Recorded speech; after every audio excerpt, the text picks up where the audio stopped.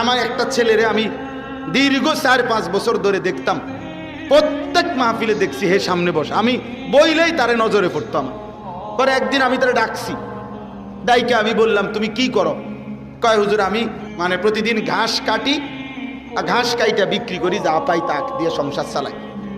তাই বললাম তুমি যে সব মাহফিলে আসো, আমি দেখলাম তোমারে। কয় হুজুরে যখনই আমনের কোনো পোস্টার দেখি, কয় আমি তখন এই ঘাস কাটার টাকার থেকে একটু একটু টাকা জমাই, গাড়ি ভাড়া মিলাইয়া রাখি, আমনের ওয়াজ শুনতে যাবো। তাই বললাম যে মাশাআল্লাহ। তো আমি বললাম যে তো আর কিছু কইবানি? কও যে আমার জীবনের একটা স্বপ্ন আছে। আমি বললাম কি স্বপ্ন কও? আমি 10 টাকা 50 টাকা করে জমাইতেছি, আল্লাহ যদি আমারে কোনোদিন তৌফিক দেয় আমি আমনেরে আমগা এলাকায় দাওয়াত দিয়ে নিমু, ওয়াজ করাম।